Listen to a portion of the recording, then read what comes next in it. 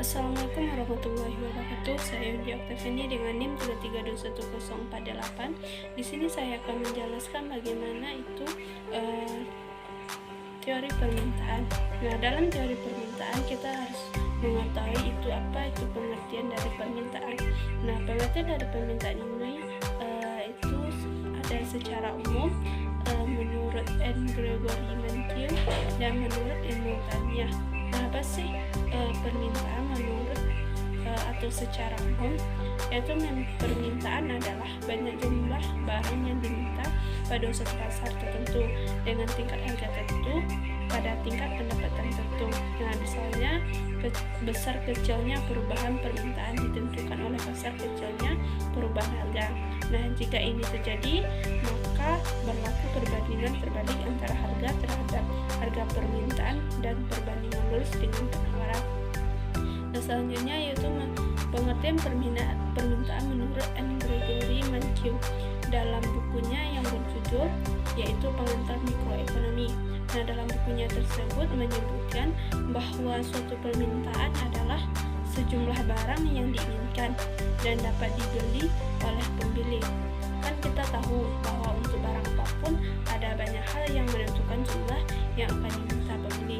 Namun ketika kita menganalisis bagaimana pasar bekerja, suatu hal yang sangat berperan adalah harga barang tersebut.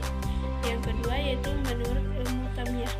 Apa itu pengertian menurut Ibnu Taimiyah? Nah, di sini Ibnu Taimiyah ini berpendapat bahwa permintaan suatu barang adalah hasrat terhadap sesuatu yang digambar dengan istilah raghbah fil al-syai, yang artinya yaitu sebagai jumlah barang yang diminta.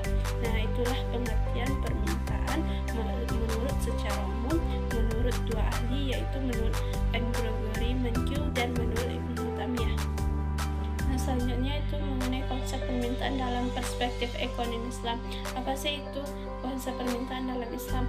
Nah, di dalam Islam itu suatu barang atau jasa atau suatu komoditi itu tidak semuanya itu bisa dikonsumsi atau tidak semua itu bisa digunakan, dikarenakan di dalam ekonomi Islam itu membedakan antara yang halal dengan yang haram, antara yang baik dan tidak baik, antara yang boleh dan tidak boleh. Oleh karena itu dalam teori permintaan Islam itu membahas permintaan barang halal, sedangkan dalam permintaan konvensional yang sama-sama kita ketahui semua barang atau jasa itu dinilai sama dan dinilai bisa digunakan dan bisa dikonsumsi secara bebas. Di dalam perspektif ekonomi Islam, khususnya dalam konsep permintaan, ada ayat yang mengatur, yaitu Quran Surah Al-Maidah ayat 87 dan ayat 88 yang artinya, wahai orang yang beriman, janganlah kamu mengharamkan apa yang baik yang telah dihalalkan Allah kepadamu, dan janganlah kamu melampaui batas, sesungguhnya Allah tidak menyukai orang-orang yang melampaui batas, dan makanlah dari apa yang telah diberikan Allah kepadamu sebab rezeki yang halal dan baik, dan bertakwalah kepada Allah yang kamu beriman kepadanya. Hukum permintaan. Nah, apa sih itu hukum permintaan? Hukum permintaan adalah hukum yang menjelaskan tentang adanya hubungan yang bersifat negatif antara tingkat harga dengan jumlah barang yang diminta. Dan apabila harga naik, jumlahnya barang yang diminta sedikit, dan apabila harga rendah, jumlah barang yang diminta meningkat. Karena pada hakikatnya makin rendah harga suatu barang, maka makin banyak permintaan terhadap barang tersebut. Sebaliknya, makin tinggi harga suatu barang, maka makin sedikit permintaan terhadap barang tersebut. Hal ini sesuai dengan hukum permintaan yang menyatakan bila harga suatu barang naik, maka permintaan suatu barang tersebut turun. Sebaliknya, jika harga suatu barang turun, maka permintaan tersebut suatu barang tersebut akan naik. Nah, dalam hukum permintaan itu berlaku juga yang namanya dengan asumsi kataribus. Apa sih itu asumsi kataris paribus? Yaitu suatu hukum permintaan berlaku jika keadaan atau faktor-faktor selain harga itu tidak berubah atau dianggap sebagai tetap. Kemudian dalam hukum permintaan terhadap barang halal sama dengan permintaan dalam ekonomi pada umumnya, yaitu berbanding terbalik terhadap harga. Apabila harga naik, maka permintaan terhadap barang tersebut berkurang, dan sebaliknya dengan asumsi ceteris paribus. Selanjutnya yaitu mengenai faktor-faktor pendorong suatu permintaan. Nah, menurut Ilmu Taniyah di dalam bukunya yaitu Fatwa Majmu' Fatwa menjelaskan 6 faktor yang menjadi pendorong seseorang melakukan permintaan. Yang pertama yaitu keinginan atau selera masyarakat. Nah, keinginan atau selera masyarakat ini menjadi faktor paling pertama karena terhadap suatu barang yang berbeda dan selalu berubah-ubah, di mana ketika masyarakat telah memiliki selera terhadap suatu barang, maka hal ini mempengaruhi jumlah permintaan terhadap barang tersebut. Nah, yang kedua yang menjadi faktor kedua yaitu jumlah para peminat terhadap suatu barang.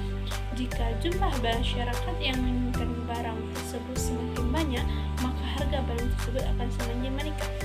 Begitu juga yang ketiga yaitu kualitas pembeli. Nah, faktor yang ketiga yaitu kualitas pembeli, di mana tingkat pendapatan merupakan salah satu ciri kualitas pembeli yang baik. Maka semakin besar tingkat pendapatan, maka semakin tinggi kualitas masyarakat untuk membelinya. Sedangkan yang faktor yang keempat itu lemah atau kuatnya kebutuhan suatu barang. Apabila kebutuhan terhadap suatu barang itu tinggi, maka permintaan terhadap barang itu juga tinggi. Sedangkan apabila kebutuhan sebarang itu rendah, maka permintaan terhadap barang tersebut juga rendah. Yang kelima yaitu cara pembayaran. Nah, cara pembayaran ini juga menjadi faktor dalam suatu permintaan, dikarenakan jika pembelian barang tersebut dengan transaksi tunai, biasanya permintaannya itu lebih tinggi, dan apabila barang tersebut dengan transaksi angsuran, biasanya permintaan itu lebih rendah. Yang keenam yaitu besarnya biaya transaksi. Apabila biaya transaksi dari suatu barang rendah, maka permintaan akan meningkat pula. Dan apabila suatu transaksi dari suatu barang itu tinggi, maka permintaan akan menurun. Sekian yang dapat saya sampaikan. Assalamualaikum warahmatullahi wabarakatuh.